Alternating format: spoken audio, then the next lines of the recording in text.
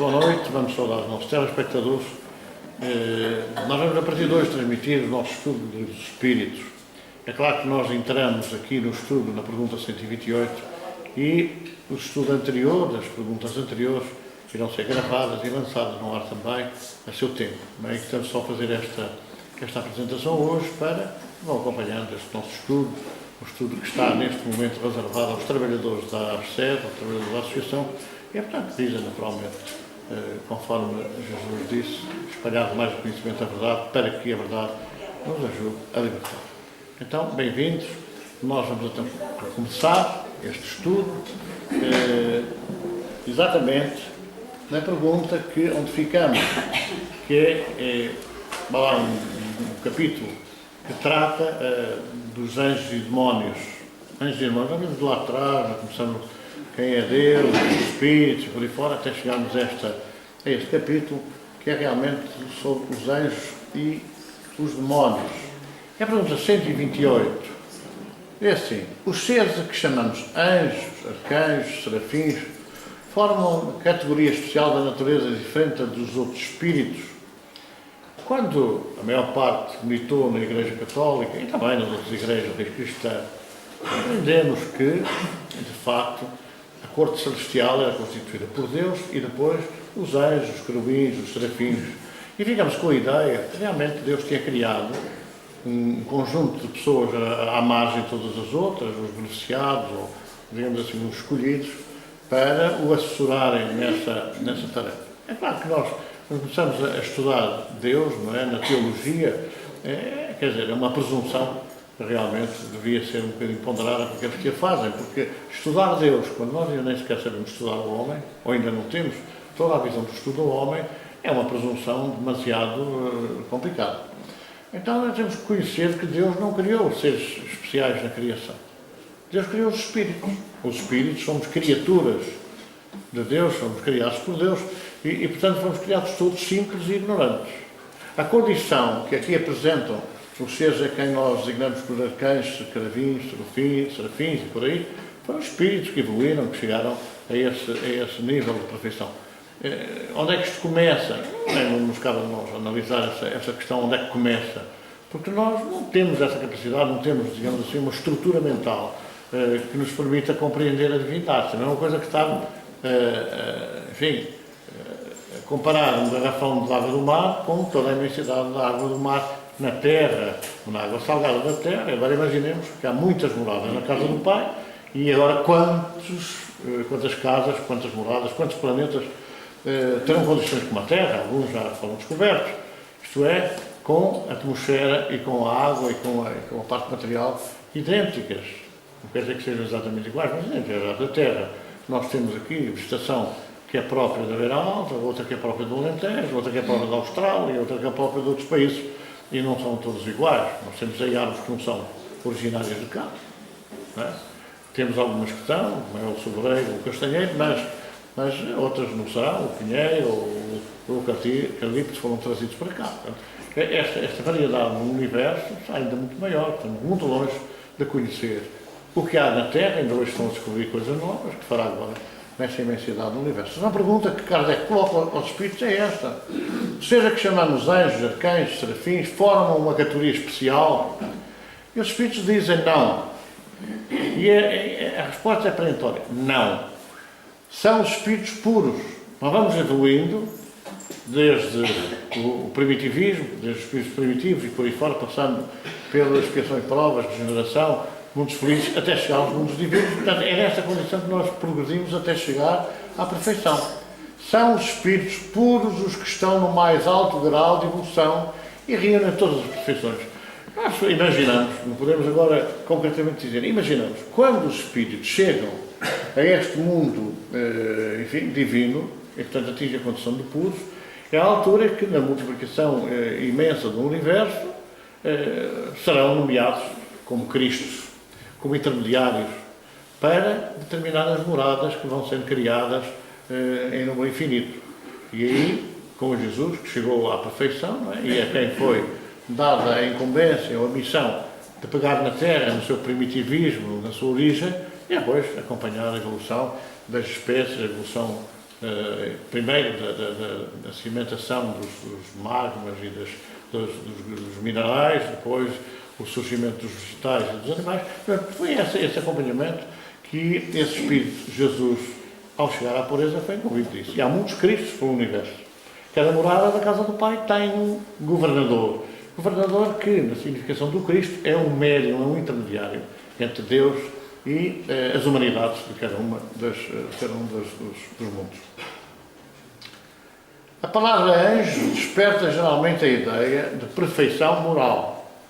Entretanto, ela se aplica muitas vezes a todos os seres bons e maus que estão fora da humanidade.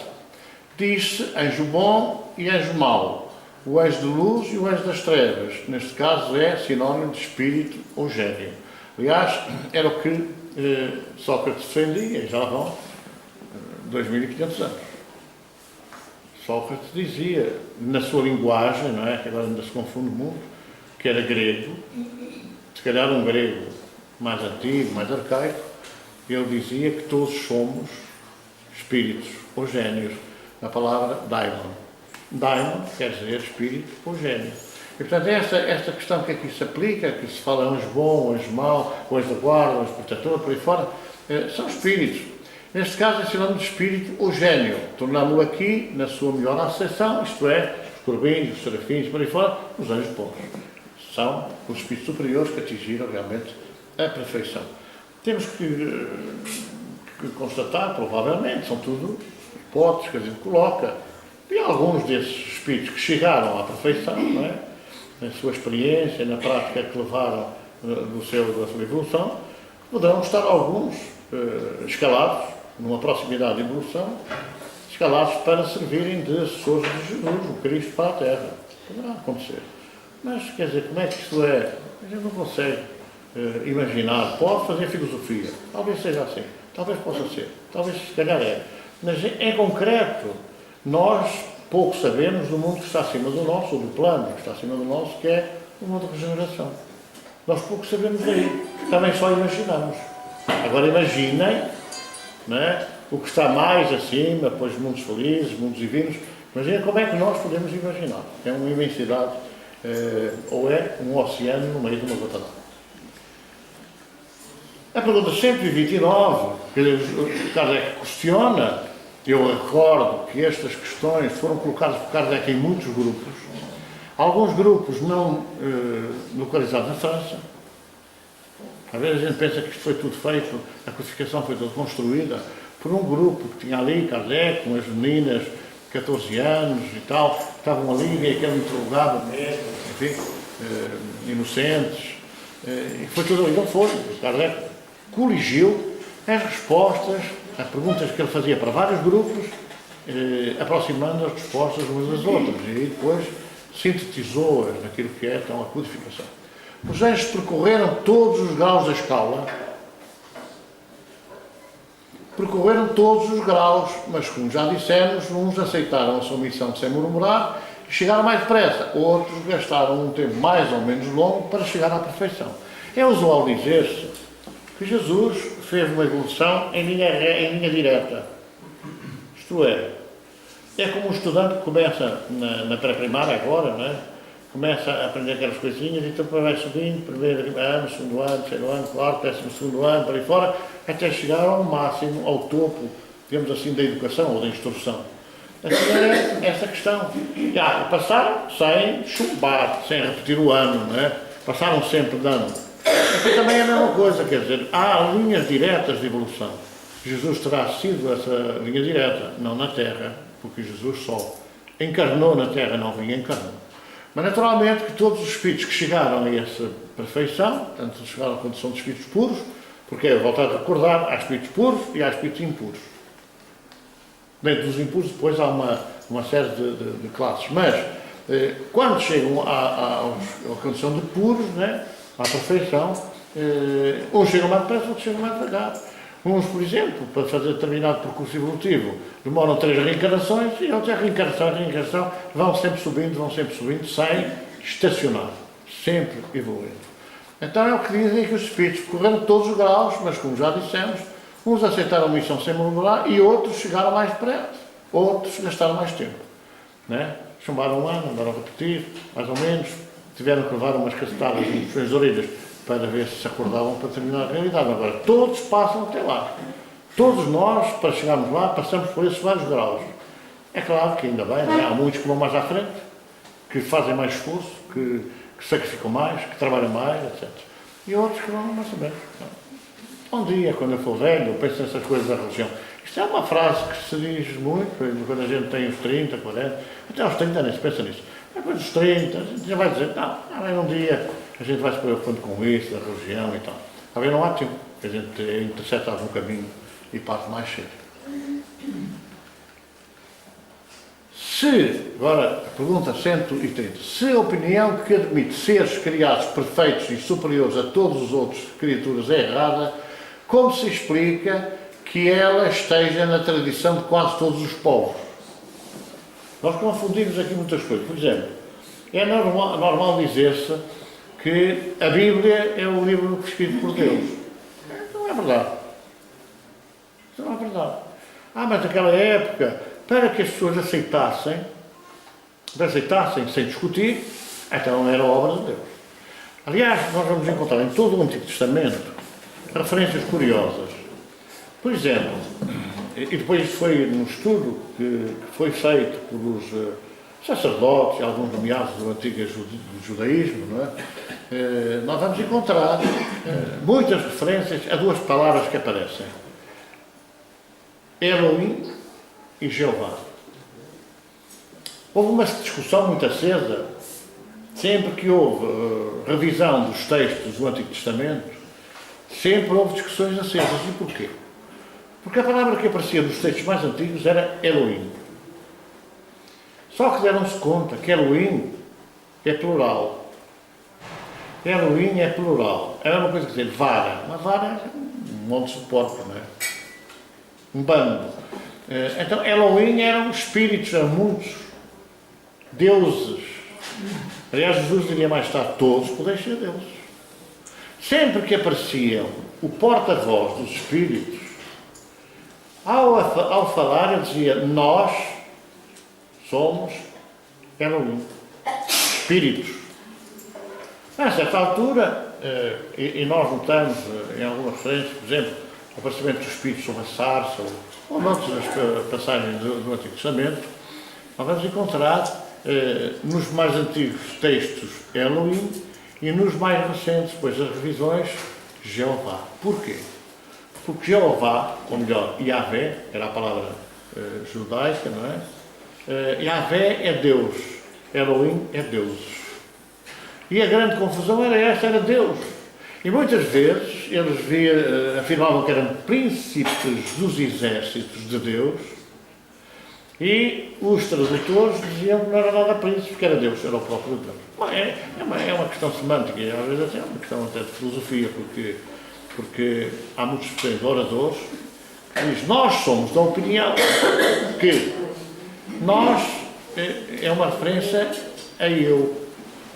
Não é? Em alguns discursos, algumas oratórias, a pessoa que faz um discurso diz, em vez de ser eu penso, nós pensamos que faz uma generalização. Mas não era este o caso, porque o caso era que, por exemplo, apareceram 3 varões, ou 2 varões sobre a sarça. Não era um. Não é? Apareceram 2 varões, ou apareceram 3 varões. Eram 3. Aquilo foi transformado em Deus. Mas os 3 eram Elohim, eram deuses. Não eram Deus. Quando foi a adaptação, digamos assim, ou a atualização dos textos, eles disseram, não pode ser, Deus é só um. E como é que se diz Deus? Yahvé. Então vamos pôr Yahvé e tiramos o Elohim. E aparece a grande confusão entre os deuses e Deus. Que mais tarde não conseguem alterar isto nos textos, quando aparecem exatamente, ou quando aparecem as figuras que são vistas pelos profetas no Antigo Testamento e que ao expressarem dizem deuses e não dizem Deus. Por exemplo, quem é que apareceu a Moisés no Monte Sinai? Ninguém sabe. É tudo treta. Porquê é que ninguém sabe? Ninguém foi com ele foi sozinho. E há outra coisa que é verdade. Ele não levou martelo e escopo. Não levou. Para talhar na pedra as leis, os mandamentos. Não levou. Então como é que aquilo foi gravado? Ninguém viu. Ah, mas foi Deus. Também ninguém sabe, ninguém viu. Não, mas Moisés disse, mas eu disse, não. Moisés não disse que foi Deus. Por outro lado, que é mais importante saber isso, Moisés era totalmente analfabeto. Moisés não sabia ler nem escrever. Contar era capaz de saber, 1, 2, 3, 4, na língua dele, né, egípcio. Moisés falava egípcio. Moisés foi criado na corte faraónica. E, portanto, ele, quer dizer, o que aprendeu na corte foi o quê? Foi a ser, aquilo que mais tarde viria a ser os cavaleiros, não é? Os cavaleiros, que eram os fidalgos importantes, que não sabiam ler, nem escrever, nem contar, nem coisa nenhuma. Tinham os mainatos, tinham os empregados, tinham os escravos para fazer isso. Aqui há 100 anos atrás, no exército português, por exemplo, os oficiais não precisavam saber nem escrever. E até nem precisavam de assinar. Mas quem é que fazia isto? O sargento. O sargento é que fazia isso, é que sabia fazer a escrita, fazer aquelas coisas. O oficial não, o oficial era cavaleiro. É? Aliás, durante muitos anos foi assim, passava a revista a cavalo. Qualquer que fosse a arma, não era preciso ser de cavalaria. Tinha o seu cavalo distribuído e andava por meio da parada e estava a cavalo. Vinha passear para a cidade a cavalo. Agora, eu também não sabia ler nem contar. Não, tinha os outros que tinham que contar por ele, tinham que ler por ele. Ora, Moisés foi preparado para ser faraó. E não precisava de saber ler nem escrever, mas precisava ter uma visão de governo, uma visão de orientação, uma visão de comando. Faz aqui, faz ali, faz aqui, faz acolá. E tinha depois os seus generais, aqueles que lhe assessoravam nas várias matérias. Logo, como é que eles, não sabendo ler, nem escrever, talhou na pedra os mandamentos? Então o que é que aconteceu? Aconteceu que de facto foi uma reunião mediúnica de efeitos físicos, que depois vem a provar-se, porque quando ele pega no cetro e bate na água e tinge a água de sangue, ou quando ele pega no cetro, atira para o chão e transforma em jiboia, em cobra, é um fenómeno de efeitos físicos. Aí transformou a madeira em jiboia. Quer dizer, nessa altura, quando foram as pragas do Egito, reparem que é curioso. Quando ele apresenta essa coisa do cetro tirar do chão e aparecer a cobra, o faraó ri-se e disse, isto não tem nada nenhum, isto não tem nada especial. Chamou lá os mágicos que tinham e eles fizeram a mesma coisa. Eram fenómenos de efeitos físicos, de mediunidade de efeitos físicos. O que ocorreu é que, de facto, Moisés tinha uma fantástica mediunidade de efeitos físicos. Não incorporava. Moisés não tinha mediunidade de psicofonia, mais tarde Kardec chamaria assim. Não tinha essa mediunidade. Quem tinha essa mediunidade era Arão, o irmão de Moisés. Arão servia de intermediário entre Moisés e o mundo espiritual. Isso está escrito. Está escrito na Bíblia. Não está escrito aqui na Bíblia Espírita, que não existe. O que existe é uma análise muito concreta sobre a história religiosa, que engloba também, para nós cristãos, engloba também o Antigo Testamento. Mas foi Deus que escreveu o Antigo Testamento. Não é verdade. Foram os homens que escreveram o Antigo Testamento. E foram pondo aquilo que lhes parecia. E Moisés subiu ao Monte Sinai, e quando veio, tinha as tábuas escritas. Moisés não sabia ler nem escrever. Foi Deus. Foi Deus que escreveu. Foi Deus que transmitiu. Então, mas Deus, num universo desta grandeza, onde há... Aqui há uns anos, os astrónomos diziam que já tinham detectado, com condições idênticas à Terra, mais de 3.500 planetas. Com condições idênticas à Terra. É claro, tudo isto é falível. Porque agora descobriram agora há pouco tempo, 4 anos-luz. Quer dizer, 4 anos-luz. Vamos ver 365 dias e 6 horas, vezes 60 minutos. Não, vezes 24 horas, vezes 60 minutos, vezes 60 segundos. Imaginem o que é que isto é. Quando o Sol está aqui a uma distância, está ali à porta de casa, não é? E demora 8 minutos a luz a chegar cá. Luz, 300 mil quilómetros por segundo. Imaginem agora 4 anos de luz. 365 dias, vezes 24 horas, vezes 60 minutos, vezes 60 segundos. Não é? São 4 anos nisto. É uma distância incrível. 8 minutos do Sol, vejam a que distância está este último, que têm, como eles dizem, condições idênticas à Terra. Mas a esta distância será certo mesmo? Será que é esta avaliação, é esta distância? Né? É quase como fazer um exame ao organismo humano e dizer que tem um cancro. Porque esses marcadores, os marcadores de uma doença destas, podem, pura e simplesmente, querer dizer infecção, não ser cancro. Não é? Pode ser uma infecção e não é cancro. Mas o cancro tem sempre infecção. Tem, mas depois há outros exames que têm de ser feitos para complementarem o diagnóstico inicial. Então, é assim, 4 anos-luz tem condições idênticas à da Terra, tem atmosfera, tem não sei o quê, tem nuvens, tem rios, tem mar.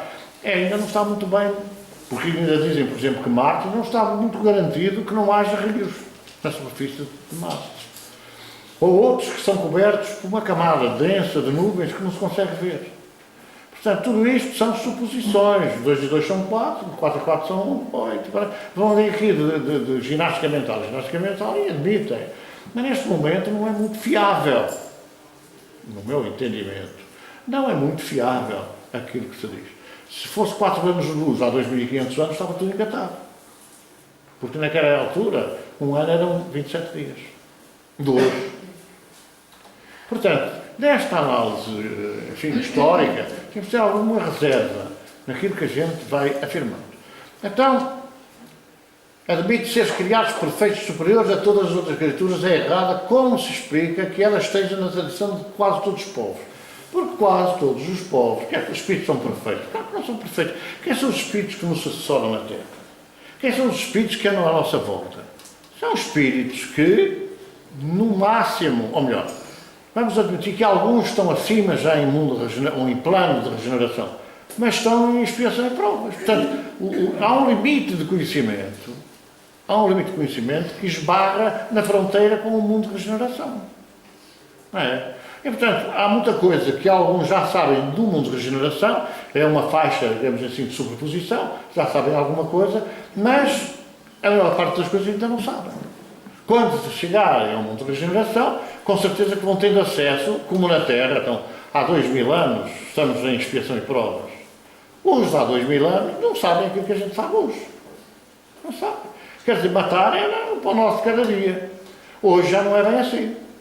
Ainda há países com pena de morte. Mas antigamente não havia sequer condenação à pena de morte. Antes da condenação já estava morto. Ora, isto já evoluiu, já progrediu imenso. Portanto, nós temos que ter esta noção, de facto, de que estamos a aprender, vamos conhecendo e vamos descobrindo. Está na tradição de todos os povos? Está. Mas é assim. Os muçulmanos também têm a crença na reencarnação. Desde quando? Desde quando os muçulmanos têm crença na reencarnação? Desde quando os muçulmanos têm algumas, digamos assim, algumas parábolas cristãs? Desde quando?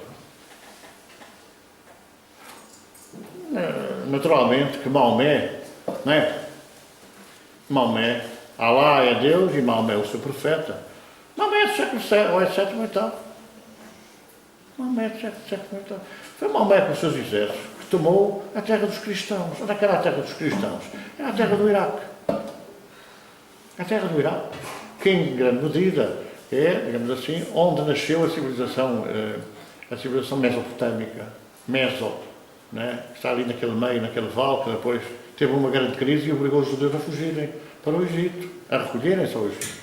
Portanto, Maomé só a partir daí é que vai lançar, digamos assim, a sua interpretação, o Corão, é só a partir desse século.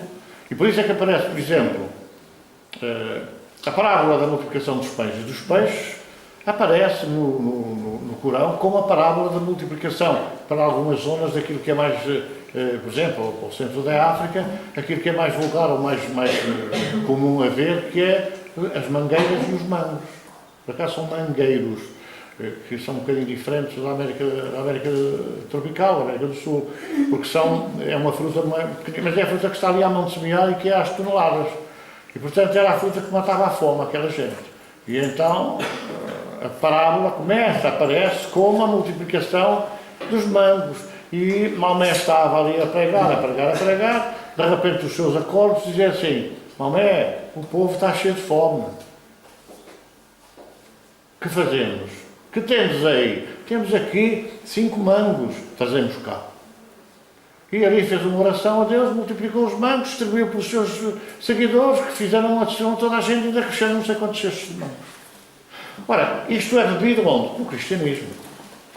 O cristianismo, na Idade Média, era um hábito, por isso é que há os atos das igrejas, por isso é que havia as igrejas e à volta havia um passeio, digamos assim, das procissões. O que era a procissão?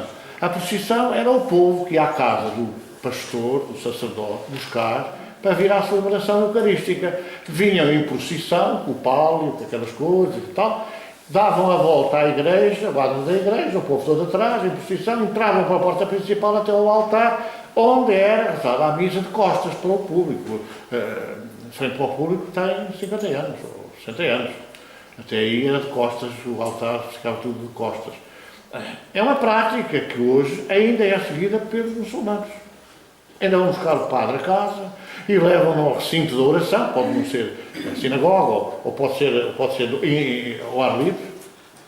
Levam até ao recinto, dão aquelas voltas e tal, e depois ajoelham, fazem aquelas vénias em direção a Meca. Havia já um culto espiritualista, que é o racionalismo cristão, que ainda tem aquela mistura. Porquê? Porque descobriram que, como Jesus viveu em Jerusalém, e Jerusalém fica ali na direção mais ou menos de Meca, ou lá para aqueles lados, então o chefe do grupo, o dirigente do grupo, espírita racionalista cristão, não é espírita, e então o chefe tinha que estar voltado também para Jerusalém. E depois o resto dos elementos do grupo em volta em ferradura. Os muçulmanos têm que estar voltados para Meca, não é? Mas há assim umas misturas, quer dizer, quem criou esta filosofia, que foi um humano, não é? Foi buscar umas coisas de um lado, foi buscar outras coisas do outro. Mas se nós começarmos a analisar as coisas, vamos ver para que lado estão viradas as igrejas. Agora já não ligam muito a isso. Mas até, por exemplo, há 50 anos atrás, era uma forma de a gente se orientar quando saía para exercícios, por exemplo. As igrejas, o altar das igrejas, indicavam-nos o leste.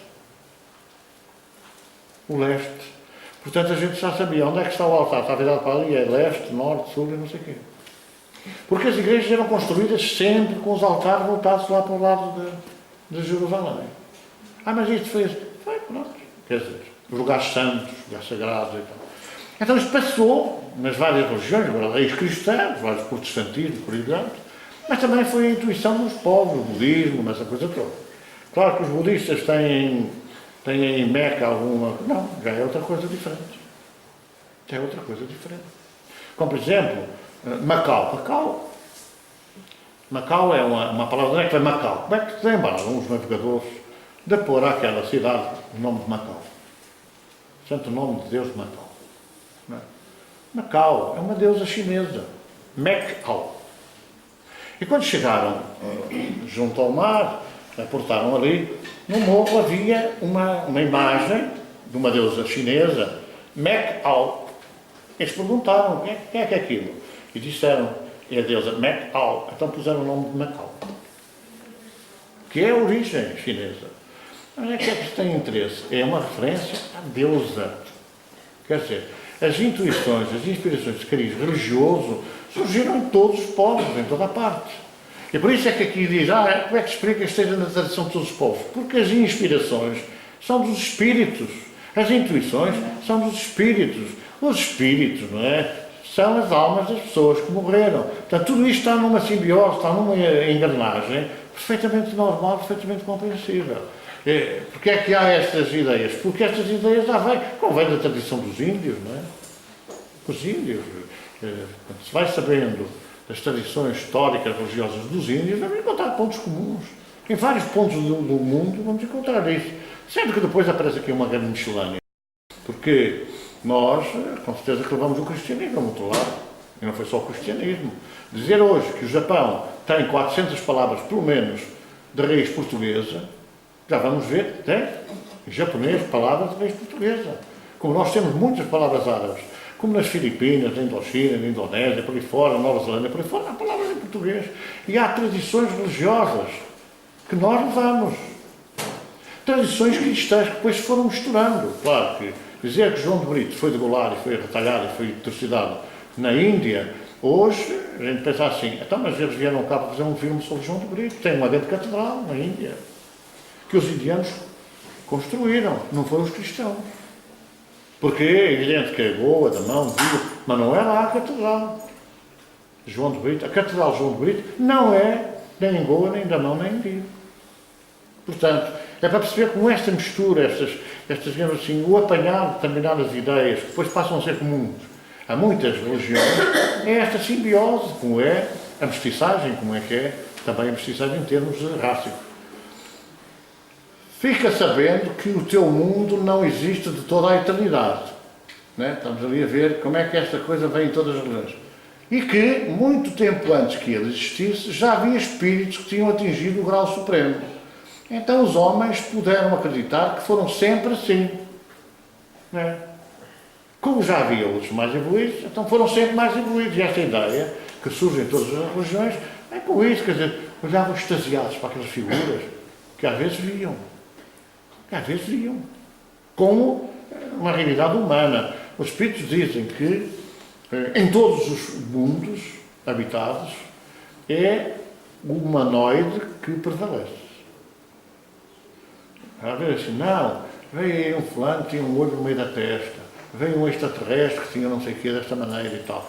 Eles dizem que a forma é humana, mas naturalmente, à medida que vão subindo nos planos evolutivos, vai-se perfeccionando, vai-se tornando mais perfeita, mais perfeitos as feições, tudo isso. Vai-se tornando mais perfeito.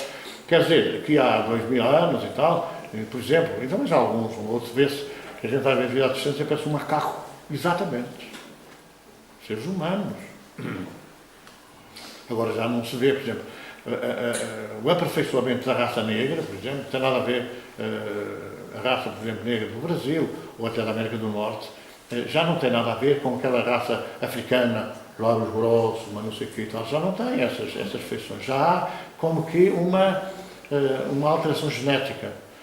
Assim, é seleção natural. Não, é uma influência espiritual dos genes, que tem que ver com o aperfeiçoamento do espírito que vai vivendo nesses corpos. Espíritos mais evoluídos, que nascem, que reencarnam como negroides, não é? E que dentro dessa visão, portanto, mais evoluídos para ajudar os outros companheiros de raça, nessa altura, vão aperfeiçoando as suas feições e vão se apresentando com, digamos assim, aspecto muito mais perfeito.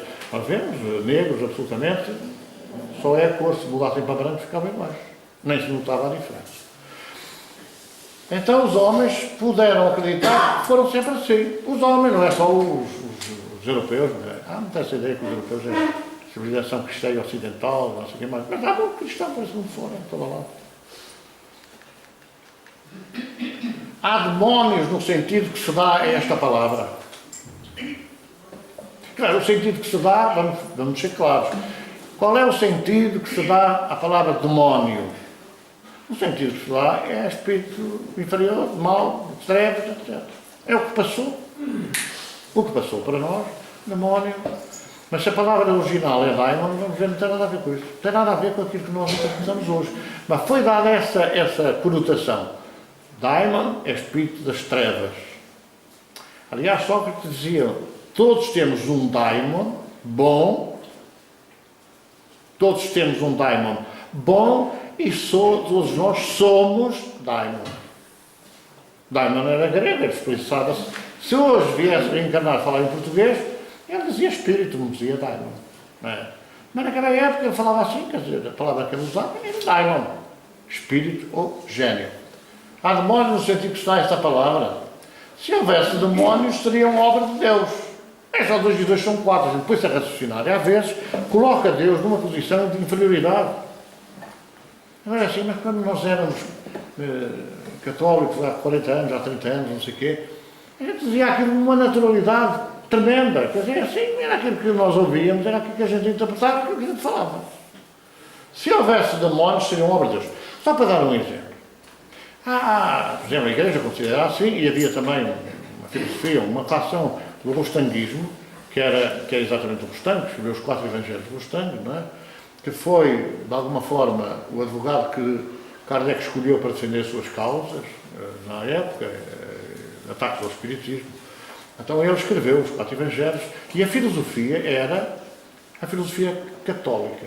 Já não falo em cristã, porque cristã já tinha mais de 5 séculos atrás. E qual era a filosofia?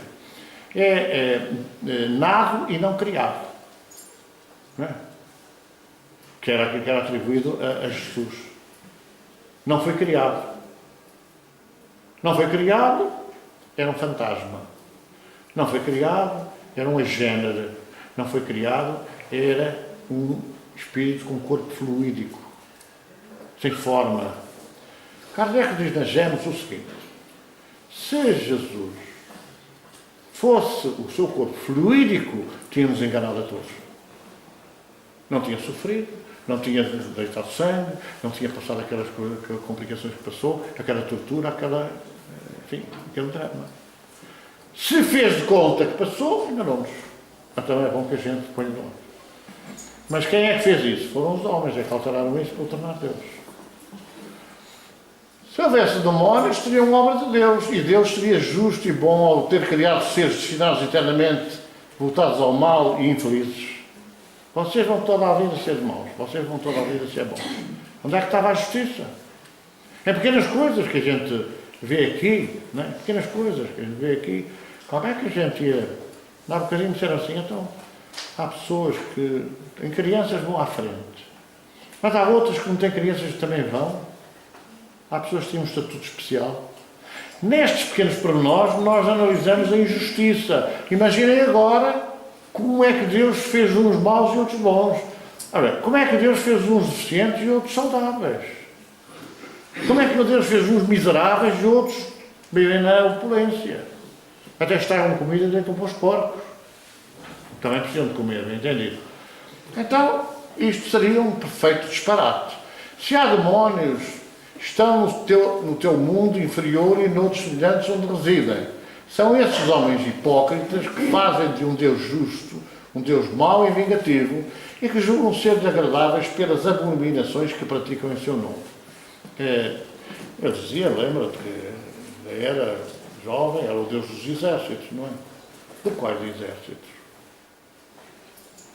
De quais exércitos? Embora na Idade Média, portanto já no fim da Idade Média, entrada para a Idade Moderna, havia uma certa lealdade na guerra. Não é? Porque antes de atacarem avisavam. Ainda às vezes via nos filmes. Via nos filmes. Não é? E então lá vai um devido ao outro lado assim, vamos atacar amanhã de manhã às tantas horas. Sim senhora, muito obrigado. Vê lá ao seu patrão, eu já recebi a resposta. Mas era assim. Quando foi a Batalha de Alves Barrota, foi assim. O rei de Castelo, que vem com o seu exército, 36 mil homens, não é? Nós avisaram novas. Vamos atacar, tal, assim, nesta direção, por aí fora. E posicionou os exércitos de norte para sul, em direção à entrada daquela campo de São Jorge, não é? Era uma entrada, o Nuno, que não era brincadeira nenhuma para ele, era um indivíduo esperto, assim, vou pô-los aqui, que eu apanho-os aqui num desfiladeiro, meto-os aqui no meio e dou-lhes pancada. Mas o rei, que era falso, porque afinal avisou e depois trocou as voltas, não é? Ele avisou e foi de volta para dar ataque por trás, para apanhar-se prevenido. Aí lá estava o Nuno, lá naquela capelinha, lá numa coisa qualquer, arrasado. Chegou lá o escudeiro, mora lá no coisa assim, general, vem aí os homens, vamos ser atacados. E ele, não interrompe, estou a orar. Não interrompe, estou a orar, mas estão já aí a chegar. Não quer ser interrompido. Fez as suas orações. Quando se levantou, ao sair, mandou inverter o dispositivo. Quer dizer, em vez de ter a frente, lá os cavaleiros, aquela coisa toda lá, não. Passou a frente para trás, os de trás para a frente, inverteu a coisa. Quando eles atacavam, não contavam, ele abriu a bolsa, deixou-os entrar todos. Quando eles entraram todos a pensar que já tinham ganho, saltou do outro lado, em 2 horas, o exército espanhol foi desbaratado. 2 horas, não há memória na história da guerra de um exército ser batido naquela proporção, de 1 para 4, não é? Ser batido em 2 horas. E desbandou dali, não se sabe bem quantos mortos, quantos feridos, quantos presos, etc. Ora, porquê que isto aconteceu? Quem foi o Deus que... Que Deus é que se metia? São todas as suas criaturas. Vou dar aqui, não é este, vou atacar aquele, vou destruir aquele. Deus não se mete nessas coisas. Agora, terá sido inspirado por bons espíritos, por espíritos amigos, por assim? Com certeza que sim. E muito porque aquele outro exército não foi leal. Frente a frente, não é? Dizia assim, pois agora desafio-te para um duelo. Está errado o duelo, a gente já sabe disso. Mas ao menos era ali frente a frente. Pronto. E era assim a guerra. Mesmo quando ele foi a correr atrás deles até Valverde, mandou dizer, eu vou atacar, Valverde, eu vou atacar. Só quando ouviram dizer que o Nuno Novas ia atacar, fugiram. Os espanhóis. Portanto, quer dizer, é toda uma guerra justa. Quer dizer, há guerras justas. A guerra é aceite. O livro dos Espíritos fala que sim. O livro dos Espíritos fala que sim. Deus não me ia permitir uma coisa dessa. Mas num trajeto evolutivo da humanidade, há alturas, há momentos de grandes transformações em que a guerra é um recurso para a grande transformação. Então, quer dizer, eu preciso de resgatar as minhas dívidas. Estamos aqui todos. Para resgatar em conjunto vai haver um tremor de terra. Mas quem é que pode controlar o tremor de terra? Quem pode? Os americanos não controlam. Os russos não controlam. Ninguém sabe quando é que aparece aqui, depois aparece acolá. Ninguém sabe. Então Deus sabe e deixa, permite, porque no trajeto evolutivo nós temos que passar por lutas, temos que passar por grandes transformações. E as guerras ao longo da história foram sempre fronteiras de grandes evoluções. Mas morreu muita gente. Mas tem que morrer porque o que me fizeres achará faz parte da lei. A lei de causa e efeito está aí. Está aí. Portanto, é claro que Deus vingativo não existe, Deus dos exércitos não existe. Castiga sem pau nem pedra não existe. Mas é uma filosofia que tem a sua curiosidade. Deus castiga sem pau nem pedra. Eu digo às pessoas, não tem nada que... fez, mas vai-nos pagar. Não tem nada que a gente se preocupar com isso. Porque a lei decide que quem faz, paga. E não é preciso que nós nos elejamos como grandes carrascos. Não adianta, porque a pessoa vai passar. Nós estamos a passar, não precisamos de mais nada. Estamos a pagar aquilo que a gente fez. Quem quiser fazer connosco, vai pagar. Mas era justo, não interessa, a gente não tem o direito de fazer ao outro o que não gostaria que o outro nos fizesse. E essa é a grande filosofia que Jesus trouxe à Terra. Portanto, tudo isto são conclusões que os homens chegaram por conveniência própria, para facilitar o seu domínio. E assim, essa malandragem do século não sei quê e tal, essa malandragem era nós. A filosofia espírita diz que nós já estivemos muitas vezes na Terra. Não foram os outros. Porque os outros, muitos como nós estamos aqui, outros estão de outros lados, mas quer dizer, nós é que levamos a cabo toda essa miséria moral e toda essa tragédia humana que se viveu ao longo dos séculos. Quer dizer assim, então, mas tentem, por exemplo, 100.000 cristãos morreram numa noite, na Europa, e numa tragédia, não é? A noite de São... não sei, não é São Valentim. Porquê morreram 100.000? Porque os outros mataram-nos. 100.000. Quantos é que mataram 100.000?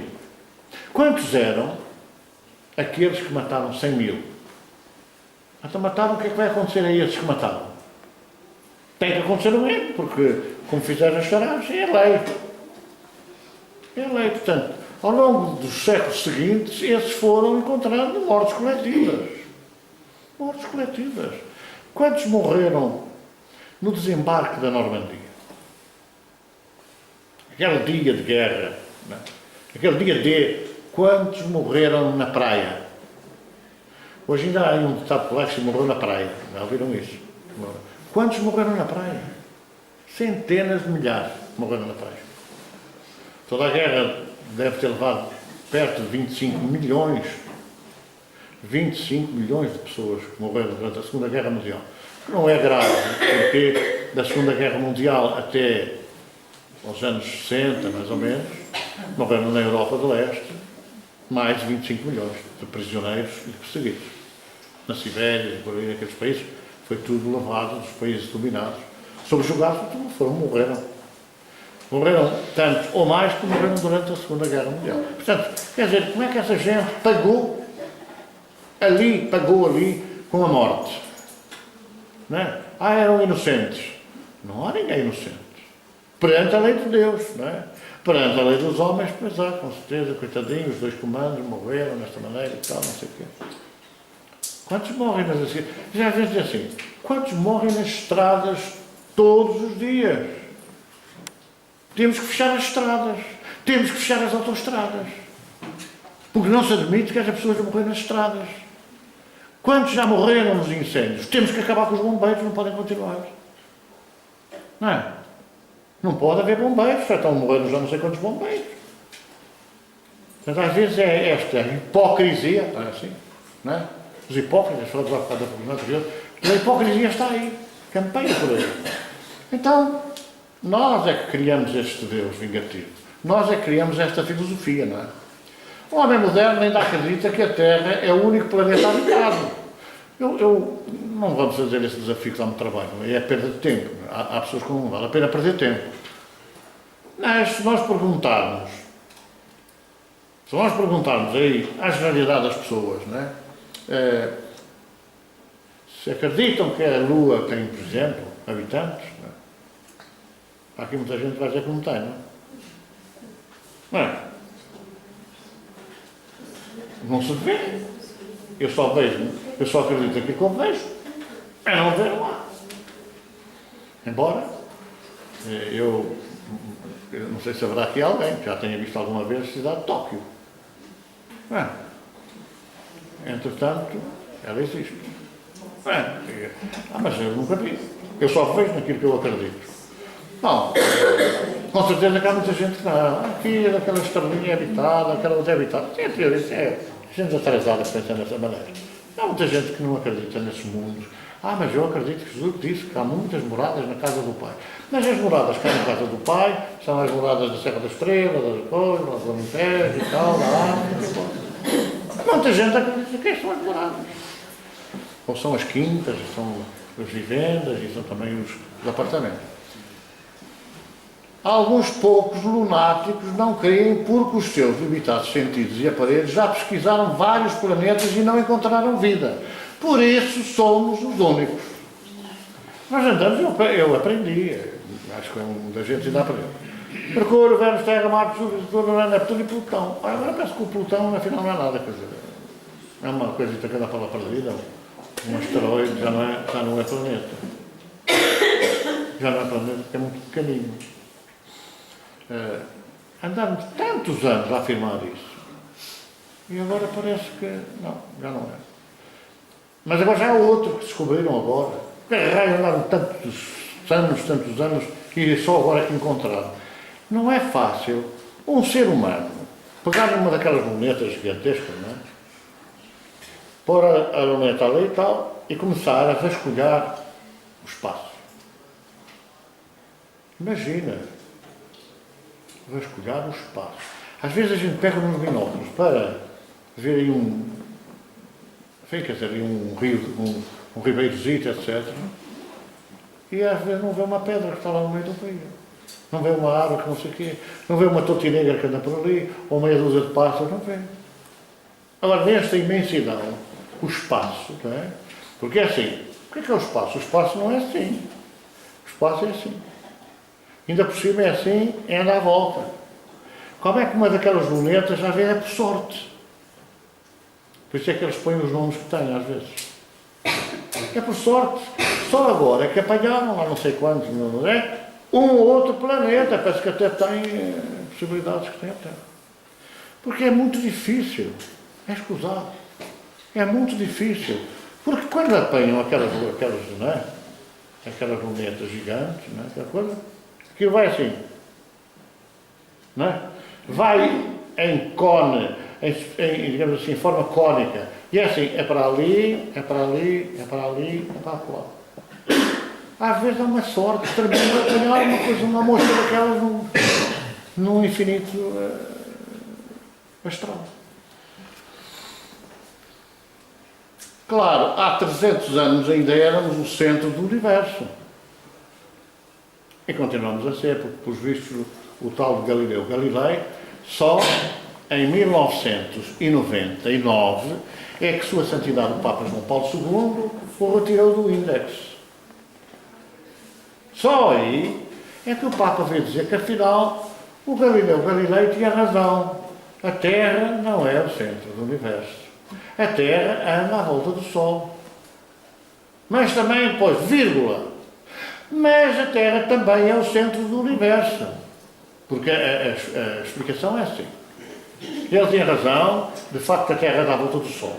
Mas quem dizia que o Sol andava à volta da Terra também tem razão. É uma no quadro e duas na ferradura, não é? Porquê que tem razão? Porque é uma questão de fé. Não é?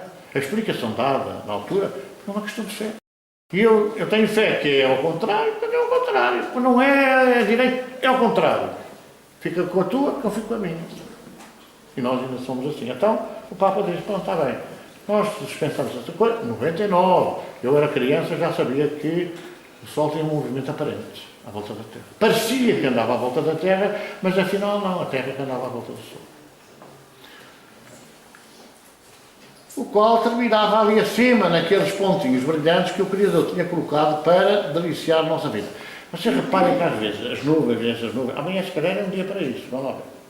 Vem aquelas nuvens, às vezes com formas de animais, a gente vê ali com os narizes, umas bocas grandes, e digo assim, raios de espíritos têm um trabalho desgraçado para pôr aquela coisa a agradar ao pessoal. Mas, nós sabemos que é verdade que todos os elementos na natureza são manobrados por falanges de espíritos, que são chamados os elementais. Há umas pessoas que pensam que esses elementais, espíritos atrasados, são espíritos, né? Tipo folhas das árvores. Os elementais são os espíritos que controlam as forças da natureza. E Jesus subiu à barca, homens para o café, até que onde é que eles têm que capturar e tal. Ergueu os braços e acalmou a tempestade. Dizem os espíritos que ergueu os braços e disse para o pessoal das falanges dos elementais: querem lá que esta malta está toda cheia de medo. E eles, pronto, faça favor de dizer isso. Porque é natural que o mar tenha que estar agitado, senão não há vida. Se o mar não estiver agitado, não há oxigenação da água. Não havendo oxigenação da água, não há vida no mar. Não há vida marinha. E, portanto, tem que alguém tratar desse assunto. Quando olho agora para os tanques, aquacultura, não é? Aquacultura. Esses tanques de aquacultura têm que ser agitados, senão não há vida. Não há camarão que resista, não há marisco que se dê. Então tem que andar ali a buscar, a regular aquela água toda para que o oxigênio se liberte e os animais tenham vida. Não tem. Então é natural que haja todos esses espíritos que trabalham. Não, agora vou para lá, deito-me ali à sombra da bananeira, ponho lá umas princesas a abanar com aquelas coisas de palmeira e tal, e eu vou, enfim, tal. Eu recordo-me que a minha mulher dizia assim: vamos a tal sítio. Não. Vamos lá ver qualquer coisa, também a gente não vai ver nada, não vai fazer um bocadinho de turismo, ver a coisa. Eu, quando desencarnar, eu vou ver. Eu, quando desencarnar, eu vou resolver essas coisas e tal. E eu dizia cá para mim: poxa, também tem que ser comigo mesmo. Só quando desencarnar é que eu vou ter aquela que vai por opção. E eu vou por obrigação. Né? Mas eu já lhe perguntei se ela já tinha ido ver o Japão que ela estava cá. Parece que ainda não foi. Porque não há tempo. Até assim, era o centro de tudo. Tudo dela dependia e à sua volta tudo girava. Os espíritos, os anjos, os querubins, os serafins, puseram lá aquelas pintinhas para a gente se deliciar. E até para a gente ficar aloada, não é? Puseram a lua. Mais cheia ou menos cheia. Esqueceram-se às vezes afastar as nuvens. Porque de repente a gente deixa de ter lua cheia. Mas a verdade é que, como o azeite, envolvido há alguns anos, apesar do alerta de Galileu, o mundo veio a reconhecer que, afinal, o centro do nosso sistema era o Sol e a Terra girava à sua volta. Daí até ao conhecimento atual de um universo infinito, no qual o nosso sistema solar é um minúsculo ponto. Foi um abismo de conhecimentos novos. Vai dizer o seguinte: a gente às vezes também precisa saber isto, a cultura geral. o sistema solar é uma brincadeira, não é? Uma coisa de brincadeira. De tal maneira que alguém acredita que um infeliz qualquer carrega no botão, põe esta brincadeira toda a arrebentar e que o resto fica tudo a risco. Quer dizer, Mercúrio, Vênus, Marte, tudo tal, fica tudo na boa. Mas a questão não é essa, quer dizer, a questão não é só refletir e raciocinar. Quer dizer, se há um ser superior a tudo isto, como é que permite brincadeiras destas? Porque este sistema solar, dentro da Estrada de Santiago, da nossa galáxia, é um entre milhares. E todos estes sistemas solares se deslocam gravitacionalmente, quer dizer, a lei da gravidade, a atração da gravidade, não está na Terra. Aqui há uns anos a pessoa chico esperta diz assim, essa teoria do tal de Einstein, já está ultrapassada há muitos anos, afinal não é só nada disso. Não é, essa teoria da gravitacional não é bem assim, não sei. Mas parece que pisca-luz. Não sei porquê, mas se calhar é fácil de conhecer. Esta lei da gravidade não é da Terra. A gente pendura-se aqui e fica aqui agarrado à Terra. Mas nós, e Marte, e Júpiter, não sei o quê, estamos todos agarrados ao Sol, todos num circuito magnético que gira noutro conjunto de circuitos magnéticos, noutro conjunto de sistemas solares, que compõem a galáxia. Mas a galáxia, com não sei quantos milhares, sei lá, de sistemas solares, também é uma entre milhares de galáxias, que também giram nesse equilíbrio gravitacional. Como é que eles imaginam uma coisa dessas? Só falta uma inteligência que nós não podemos sequer imaginar. Às vezes pomos aí a adivinhar. O que é que Deus vai fazer? O que é que Deus não fez? Porque é que Ele fez isto? Não tinha nada a fazer? E pomos aí nessa discussão que às vezes nem conhece. Portanto, se nós, por suposição, houvesse, como eu já vi aí num livro que apareceu para aí também espírita, diz assim, e o hemisfério norte vai ficar completamente destruído e os que ainda se safarem, vão ter que pedir asilo político no Brasil. Bom, se o hemisfério norte ficar, como anda para aí alguns a dizer, a Terra entra em colapso. Quer dizer, então, quer dizer, a energia nuclear, a cisão nuclear, as radiações nucleares ficam só aqui, porque o Brasil, o que é que vai fazer? Põe ali uma barreira e não há radiação que passe. Deus não vai permitir essa brincadeira, não é? Mas o Chico disse que se em 2019 não houver guerra, que afinal já não há mais guerra à paz. A guerra ainda não acabou. A guerra 39, 45 não acabou. Não acabou. Só continuou por outros meios. A guerra continuou por outros meios. Já não era aquela coisa maciça, de carros de combate, aviões, não sei o quê, mas agora vejam.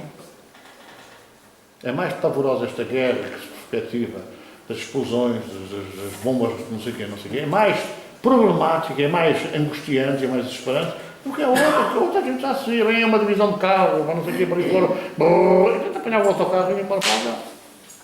Agora não tem tempo. Agora não tem tempo. Bom, daí até o conhecimento atual de um universo infinito, no qual o nosso sistema solar é um minúsculo ponto. Foi um abismo de conhecimentos novos, né?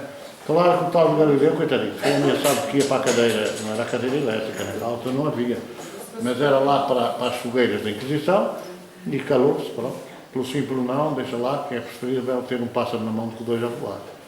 Mas o que é facto é que não foi muito tempo depois. Aliás, este conhecimento de Galileu já não é agora. Já! Muito antigamente sabia que a Terra dá a volta do Sol. Este conhecimento é muito antigo. Só que depois vieram os pés assim, seja louco, o Calentulac, não tem razão. E foram os dominadores, para si sabe que foi a Igreja, porque a Igreja foi a partir do século IV, do Constantino, mas até aí também houve cenas destas.